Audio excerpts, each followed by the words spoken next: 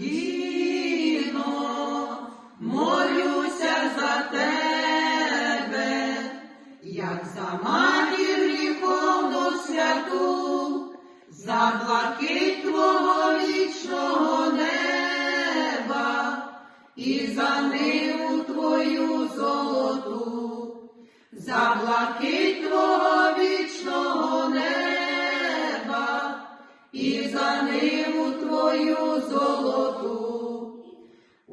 Україно, молюся за славу, за твою непокору столі, за столицю твою златоглаву, що по груди в каштанах стоїть, за столицю твою златоглаву, що по груди в каштанах стоїть.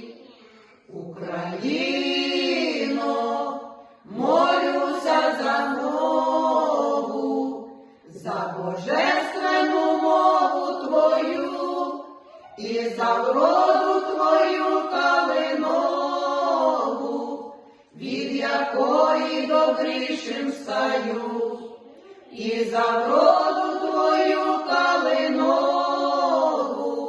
від якої добрішим стаю.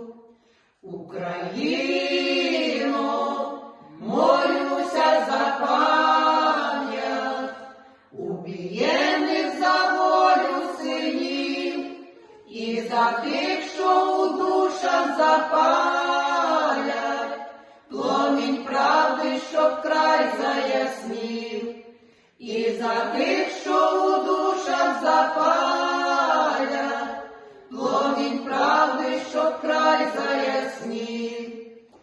Україно, лише в милосерді час єднання синів настає, то нічого, що ми не безсмертні, за безсмертя молюся твоє, то нічого, що ми не безсмертні, за безсмертя молюся твоє.